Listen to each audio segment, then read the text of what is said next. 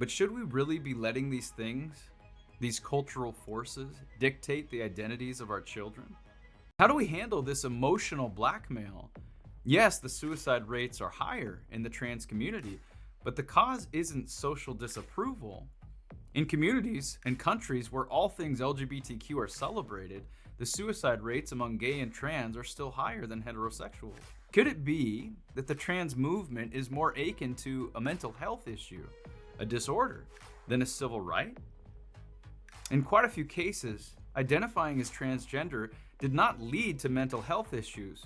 Prior mental health issues led to identifying as transgender. Of course, there's the social contagion. We've all seen it. Over the past 5 years, there's been an increase of 100%. According to the Williams Institute, the number of youth aged 13 to 17 identifying as transgender in the United States has increased significantly.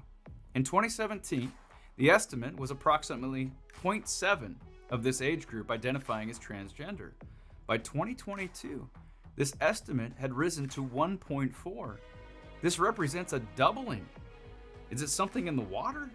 Something being taught in the classroom? Or something more sinister? Flip the script for a second. If conservative parents decried that their son transitioning was driving them to suicide, it wouldn't mean the LGBTQ should shut up and support their conservative parents.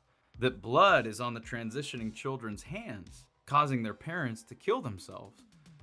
It's just a ruse to control speech and silence opposition. We need to be gentle and speak the truth with compassion, but speak the quiet part out loud we must. Here is that quiet part out loud.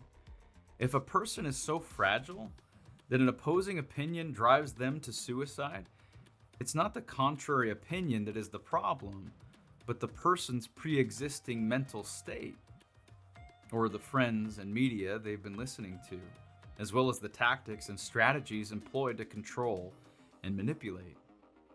Let's take this to the absurd. I mean, argumentum ad absurdum. Not that this whole conversation is already absurd, though it is.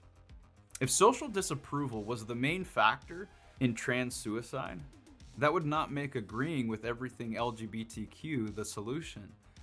We wouldn't do that with anything else. Why should we do that here with our children?